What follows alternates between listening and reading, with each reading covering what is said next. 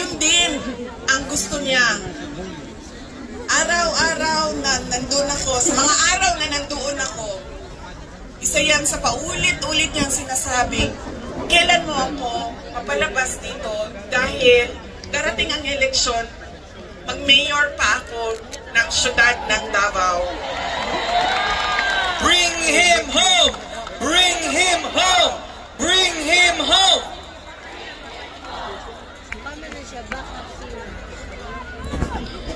At yun ang gusto niya. Gusto niyang umuwi. Sinabi ko din sa kanya yon pa.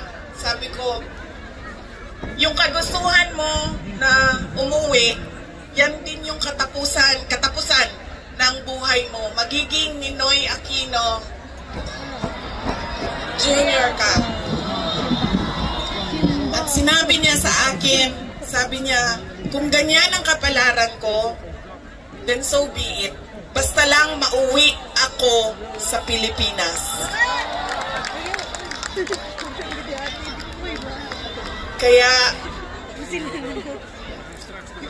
meron man ako worry para sa kanyang safety and security, pero lagi niyang inuulit-ulit talaga, ibalik niyo ako sa Pilipinas.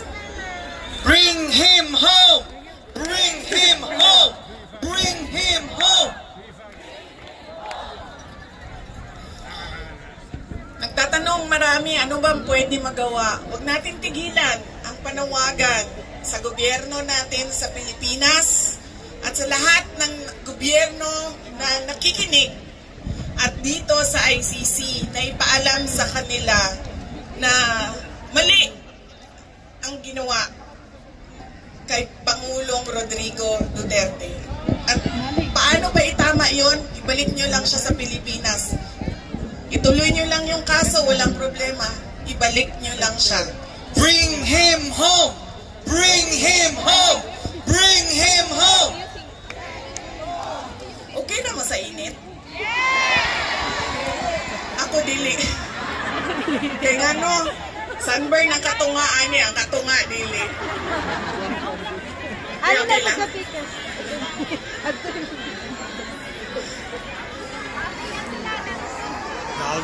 Hindi, okay lang, okay lang. Tawangan lang pa mo. Naka-ready ang sunblock din doble. Okay lang, sir. Kaya di nila makita na ako ang mata kung magkalok Si ka. Kateki? Asa si Kateki? Okay? Unsa pa